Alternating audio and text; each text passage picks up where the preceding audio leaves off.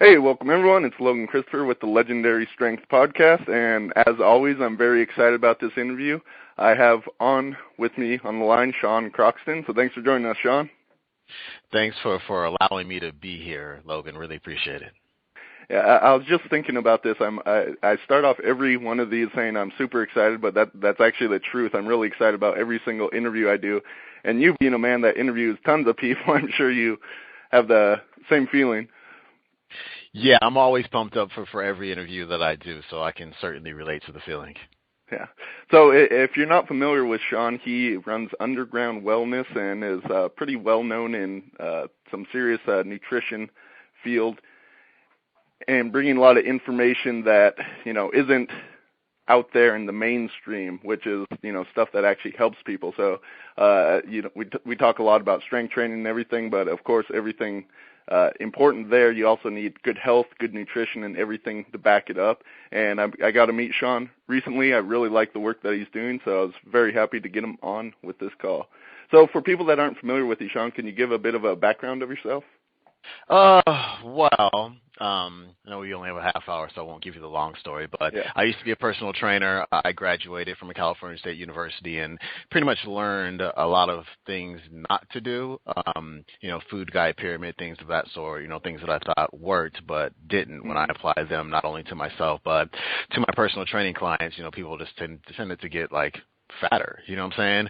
I had a very calories in, calories out type of approach, lots of grains and low fat this and low fat that, and don't drink your real milk, drink your soy milk, and I was just doing all of the wrong things because that's what I had been taught and paid, many tens of thousands of dollars in college for. But I'm not bitter about it at all. It's part of the journey. So, I started looking at different stuff out there, bumped into some people online like, Paul Chek and Dr. McCullough and Bill Walcott and Lauren Cordain and all of these folks, several years back. And it just made a lot of sense. And Weston A. Price as well, author of Nutrition and Physical Degeneration, I should say. And, realized that we have really moved away from real food and just nature and for the most part common sense, and so started to implement these things with myself and with my clients and started to get very positive results. Took it to YouTube when YouTube was first starting, maybe back in 2006, 2007, and started to build up a viewership there, and then a year later started up the podcast, the Underground Wellness Show on Blog Talk Radio, and then started blogging, and we have the ebook, The Dark Side of Fat Loss, that came out a couple of years ago, and now, I pretty much do these online summits right now twice a year. So last year we did the Paleo Summit and the Real Food Summit, and this year we did the Sexy Back Summit, which just ended, and later on this year, we're going to do Real Food Con, which will be the sequel to the Real Food Summit. And so, my job is just to convey life-giving, health-giving information to the public in a way that they can understand it. And I think we do a pretty good job of that. Yeah, I would say you absolutely do. I'm actually currently reading Weston A. Price's book right now because, so many people talk about it, but I'm actually kind of curious how many people actually read it just because it is a huge book. Have you read it yourself? I have read it myself cover to cover. It is not an easy read, and to be honest, sometimes it just gets really freaking boring. But I push through it. But the basics of it all, though, is that hey, there were still people, and there still are people out there who hadn't been exposed to white flour and processed foods and white sugar and table salt and pasteurized milk and whatnot, who just ate off the land. And, they weren't focused on their calories. They weren't, worried about their percentages of macronutrients and whatnot. They just ate real food. And that's who Weston A. Price studied. And he found that people who moved away from that diet. Ooh, I got some in my throat. Hang on a second. Had to mute myself out there. But he found that people who, moved away from that diet and toward the more processed food diet that people eat today, they had some serious degeneration issues, and not just chronic diseases, but also changes in the skeletal structure, primarily the facial structure and the dental structure of their offspring. And it's really important stuff because what we eat today not only affects us, but it affects our children and our grandchildren. And so we need to keep that in mind whenever we put anything in our mouth. And I'm not saying that we have to eat right 100% of the time, because I don't even do that, but we really have to put some more thought into it. Yeah, it's quite a fascinating book, as you said, very dry and dull. It's something it's useful to be able to speed read through because it is quite repetitive. But just some of the stories and things he's teaching in there is just phenomenal, and it's really interesting. As you know, the whole paleo thing is huge right now. But the first chapter in that book is about the Swiss, and they survive off of dairy and grains. So it goes to the whole saying, your quote is just eat real food, or JERF. Can you go a little bit of detail into that? Yeah, I mean, JERF is just it's really simple. It's just eating real food, and sometimes people don't even know what real food is. But a couple of years ago, I just got so disenchanted with the blogosphere. I mean, it was just irritating me. I was just like, bloggers are out there beefing with each other about, whether you should eat this or that. It's like battle rap, you know what I mean? And it just got real stupid. And it's still kind of stupid in some ways. And, I was wondering how much am I contributing to that? By, talking about different diets, and, I didn't want any part of it, to be honest. And so I always think about my mom. Like my mom, if she goes online and just is curious about how she should eat, and she punches in nutrition tips or something like that, she's going to find a million different opinions, and she's going to walk away from that Google search like, yo, this is ridiculous. I don't know what to eat. So, thinking about Weston A. Price and thinking about, the whole paleo diet thing and all that stuff, I just said, hey, what's the thing that everybody pretty much has in common? What's that common denominator? And I think it's to just eat real food. And so, that would be meat, poultry, fish, eggs, if you're not intolerant to them, nuts and seeds, drinking water, fruits and vegetables, things of that sort. Grains you probably want to shy away from, especially if you have some gluten intolerance issues or celiac, of course. Dairy is one of those things that people don't tolerate very well unless it's like raw milk, so it's really going to depend on the person. But, if we can just get people to not eat Pop-Tarts and waffles for breakfast, you know what I'm saying, and start eating real food, and also at the same time listening to their body, because, your body's always going to tell you, like, when you're doing things right, when you're doing things wrong. I remember back when I was personal training, a bagel was the in thing to have for breakfast. And I would always notice if I had a bagel for breakfast, like my energy crashed and I was hungry and moody about, 45 minutes to an hour later, and I was at the vending machine, getting something to get my blood sugar back up. And it just became this vicious cycle all day long of propping my blood sugar up with treats and whatnot. And it all started with that bagel. And that was me, paying attention to my body language, but also thinking that if I had eggs and bacon that they were going to kill me for some reason. You know what I'm saying? Right. The saturated Too much fat. cholesterol.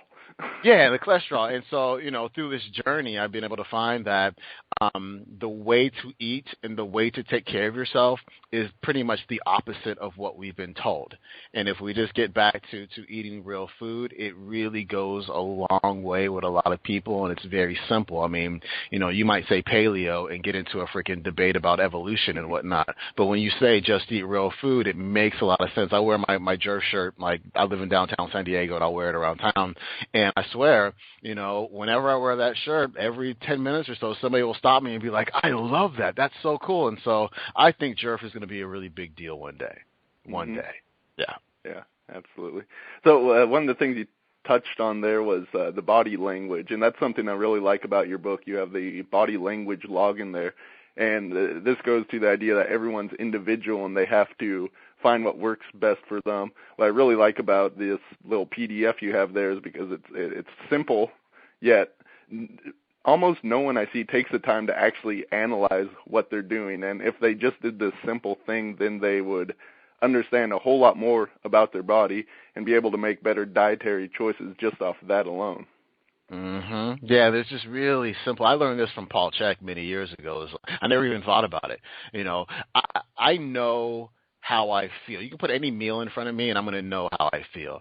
I always say if I have steak with vegetables, I'm going to feel amazing. You know what I mean? However, if I have sushi where there's a lot of rice going on and just a little bit of, seafood there, I know I'm probably going to be asleep in about an hour or so. I know that about me. If I go out and have a big hoagie sandwich, I'm asleep. And I think that, the nation or maybe even the world as a whole, they're going out maybe I shouldn't say as a whole, but a lot of people out there are going out and having, noodles and sandwiches and all of this stuff for lunch on a work day, and they go back to their office, and an hour later they're at their desk, wanting to go to sleep, and they're propping themselves up with coffee, and very few of them actually just put together like, yo, you don't have a coffee deficiency. This isn't like a natural afternoon slump for you. It's just the fact that you ate foods that, cranked up your blood sugar and then caused an insulin response, and then you had a drop in blood sugar, and now you want to go to sleep and all this stuff. And so, I just want to make sure that I can teach people how to do this. And it's really easy to do. I mean, gosh, 5 to 10 days of really listening to your body and using these body language logs goes a long way, and you find out what works right for you. And for most people out there, but not all, kind of a higher protein, higher fat, moderate carbohydrate diet tends to make them feel best, but not all people. Yeah, I'd say I'm somewhere in that range. I definitely prefer fat as my main source of fuel, but if I'm only there and don't have enough carbohydrates, I definitely will feel the results of doing that. And that just goes to the whole idea, everyone's individual. You got to find what works from you, and this may be from our ancestry or a whole bunch of different factors. But if you look at this, then you're going to be so much better off as far as it's not just how you're going to feel in the moment, but these results are going to expound over your health over the long run.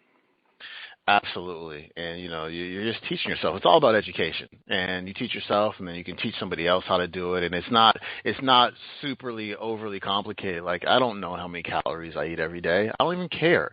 And I don't know how many, what percentage of this I have in my diet. I don't care. I just kind of do it on how I feel. And, sometimes I kind of go off the tracks with it, and maybe do a little bit too much, especially during football season. But I'm very tuned in to how I feel and what my body looks like, and I know kind of when to reel myself back in and get back on the wagon. You know what I'm saying? Yeah, absolutely. Yeah, the whole calorie thing is very funny to me because if you're actually eating natural food, actually counting the calories would be such a pain in the ass because you'd have to be looking them up in other places and weighing things because there aren't nutrition labels on real food. Yeah. Seriously. And your body, I mean, when you eat real food, your body kind of regulates itself calorically. So it's all right. You ate some fat, you ate some protein. That was very filling. You ate some carbohydrates to give you a little bit of energy and whatnot. And so, I can eat a meal and not be hungry for another 5 to 6 hours as opposed to, back in the day when I ate a high processed food, but quote unquote healthy, as they told me back in the day it was, diet, I was hungry like every hour or two. I just could not stop eating. And so, it's really hard to keep your caloric intake in check when you can't stop eating. But when you eat the right foods and you bring them in the right amounts and you know your body language, then everything kind of regulates itself and you don't have to even think about this type of stuff. I just don't care. Yeah. So what about the timing of your eating? You talked about if you eat something good, you may not need to eat for a while. Have you played around with, fasting during the day, just eating that, or any sort of different timing rather than like the 3 standard meals a day? Yeah, you know what? Maybe 6 weeks ago or so, I interviewed John Romanello and Adam Bornstein, who wrote Engineering the Alpha.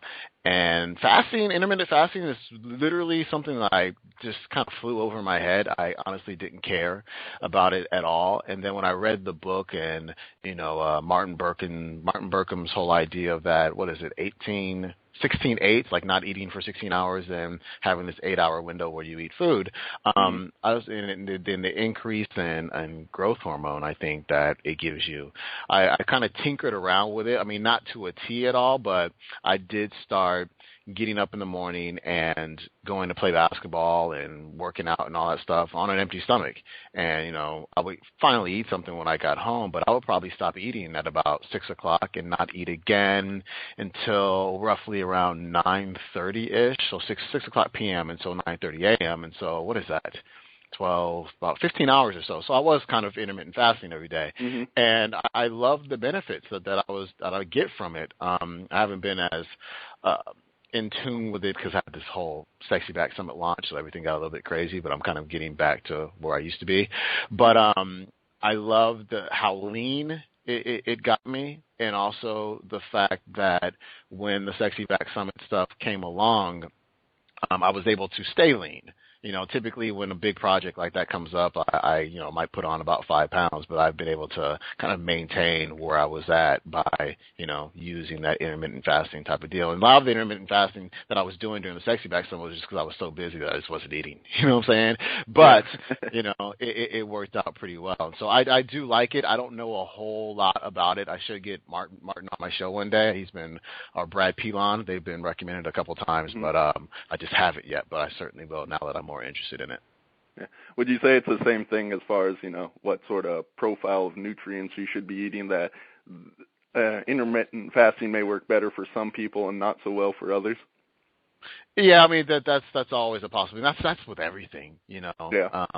There's always these contraindications and whatnot. I've had many people on my show say that, intermittent fasting is not something that someone should do if they've got some, adrenal issues going on. And, I'd say a pretty high percentage of the population has adrenal issues going on. So it's always going to depend on the person. But, for me, it worked pretty well. And for a lot of people out there, it works really well. So, just see if it works. And if it doesn't, then try something else. Yeah, that's the thing. You're going to learn something about yourself in the process anyway, so it's probably going to be worth doing. Word. So you've mentioned that you became allergic to eggs recently. Can you tell us a bit about that? Yeah, and it wasn't even recently. It's actually something that's been going on for gosh, I would say last year after the Real Food Summit. I was so burnt out that I got sick.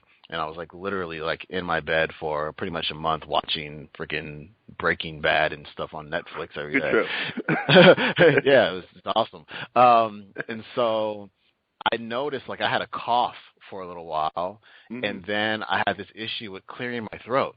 I would have to clear my throat all the time. My mom clears her throat quite frequently, and it's freaking annoying. You know what I'm saying? Damn, quit clearing it. And I was like, oh, my God, I'm getting it, too. Is it genetic or something? And so I had this flying issue, and I wasn't flying anywhere last year. And so this year I've been pretty much out of town every weekend almost. And I noticed that I wasn't having that throat clearing issue when I was out of town. And I'm going, well, what's going on here?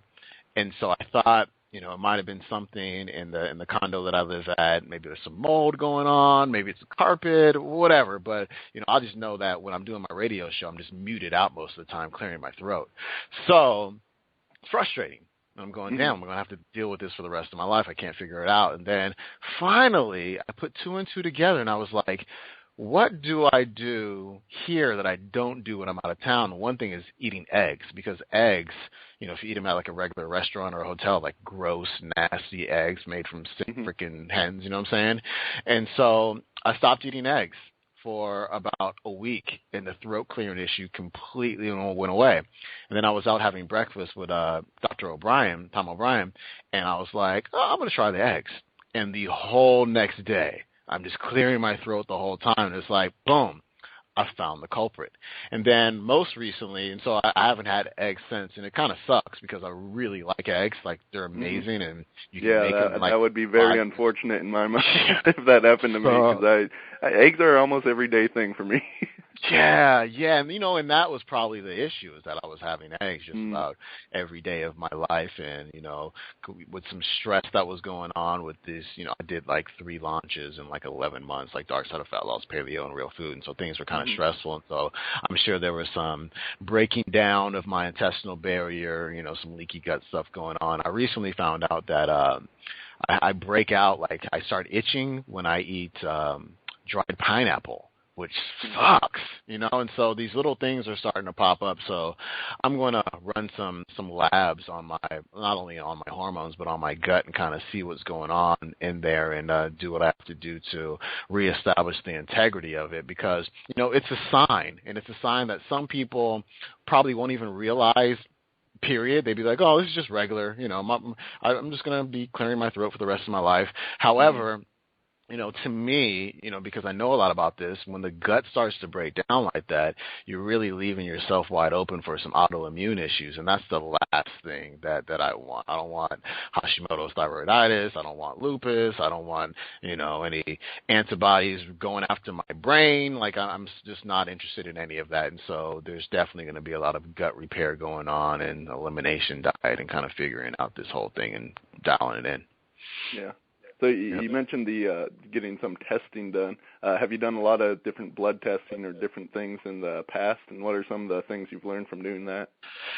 Well, when I became a functional diagnostic nutrition practitioner back in 2000, was it 8? Damn, no, 2000 couldn't have been that long ago. 2008 or 2009. Damn, dude, time flies. It was mandatory to run a couple of different labs, and my labs actually looked pretty good. Again, this was many years ago, but I looked at my adrenals; they were pretty decent. I looked at my testosterone, which was like amazingly good. I was really excited about that. Estrogen was a little bit on the high side, which is probably why I get a little emotional at the end of movies, kind of weird like that. And then we did a urine test and looked at my liver to see if it's backed up. The liver was good. My oxidative stress was good as well. And so, I passed with, not flying colors, but, I passed. But it would be interesting to kind of go back now and redo the test and do some comparisons. And, to be honest, I think the results will be pretty good. There will be some gut stuff going on because, of course, that's how I'm building up some of these food intolerances and allergies. But, hormonally, I feel great. And, you and I talked about that a little bit before the show started. And, yeah, I'm good. Mm-hmm. Yeah. I'm not just real quick, I'm not a guy who likes to treat test results. So, even if my hormonal results come back a little bit skewed, I'll still be like, I feel really good. Like, I bounce out of bed. I don't have energy crashes. I don't feel this second wind of energy at nighttime. I sleep really well and all this stuff. Mm-hmm. My libido is fantastic, and, my body manages to stay pretty lean year round. And so, I won't freak out if they don't come out looking the way that I want them to, because I feel great. Yeah, I've done some in the past, and I did a hair mineral test, and for some reason, I don't know what it was, but my arsenic levels were sky high. I never actually did anything specific about that. I never got retested. I don't know. I mean, I didn't feel any sort of devastating effects, but I think testing is something that's good to do at least every once in a while, just to make sure, if you can catch something early on that could later result in problems, can be useful. Yeah, I think I had arsenic issues back in the day. I was eating canned oysters, like several cans a day, like every day. And my girlfriend at the time was a naturopathic doctor, and my fingers were peeling. Like, the skin on my fingers was just peeling off, like, all the time. She's like, yo, dude, I think you got some arsenic poisoning going on. So, just things that people need to pay attention to is like, what kind of heavy metal issues might be going on with the food that you're consuming, because you never know. Yeah, that's true. And that can be the hard thing, like, okay, where did this come from, if you don't have someone just telling you, like, that's probably it. So yeah. It can be a fun learning experience. Mm-hmm. But I love some oysters, lots of zinc, lots of testosterone. Yes, sir. Yep. Yeah, I only recently had oysters for the first time, but I really like them. So when I go to good restaurants, I like to order those when I can. Actually, at a recent restaurant I went to, they had it was a sort of a sampler plate, and it was talking about all the different tastes of the oysters, like it was wine, the different flavors, and I would have had no clue except that they said, okay, this has this sort of taste and a oily finish or something weird, and so it's very interesting to experience that. And that's the thing too, trying new foods like that, which are of course real foods. Mm-hmm. Yeah, they're definitely real foods. They're typically raw, unless you're having like some oysters Rockefeller. And I love it. We have something called Oyster Fest out here in San Diego in the summer. Like, I can't wait. It's going to be amazing. That sounds good. Mm-hmm. So we've covered a lot of, the foundational basic stuff, which is what that's what people need. You need to find what works for your body, just eat real food. If you do that, you're going to be like 90% of the way. Can you share any, maybe tips for you that were sort of revolutionary that you learned in the past couple of years that maybe you want to pass on to the listeners here? Pay attention to your digestion. There's too many people out there who are having digestive challenges and kind of sweeping them under the rug. That's some serious stuff right there. If you're not pooping right, if you're skipping days, if weird stuff's coming out of you, it's not normal at all. And people will tend to let that stuff go on forever because they're afraid to talk about it. And typically their doctor doesn't know what's going on. They just give you some type of laxative or say it's IBS because they can't figure it out.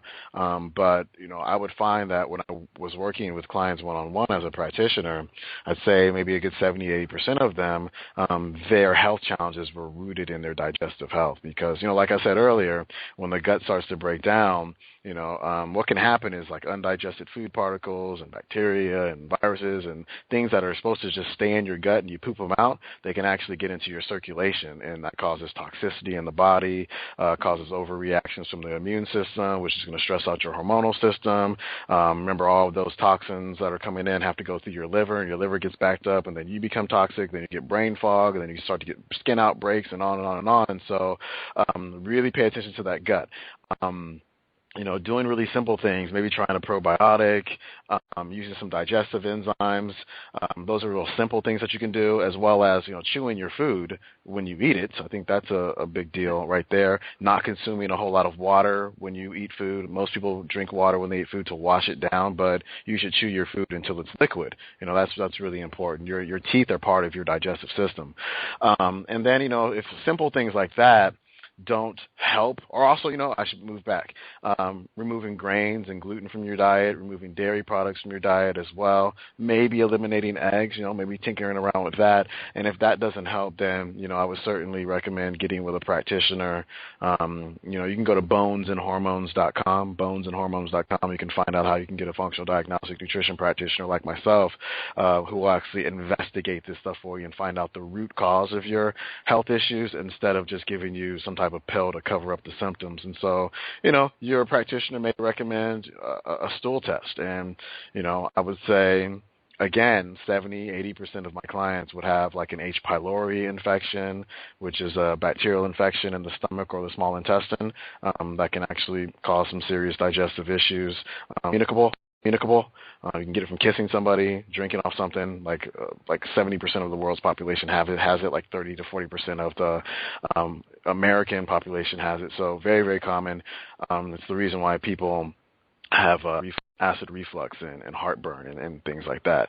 So also, we see different parasites, Blastocystis hominis, Cryptosporidium parvum, these things, that you may have picked up either domestically, or you might have gone to Thailand 20 years ago and, picked up a bug and, your digestion changed and you never really took care of it. And so definitely look into the gut. That's a really big deal, huge deal. And I hope that last 2-minute answer helps somebody out there to encourage them to go get some help for that.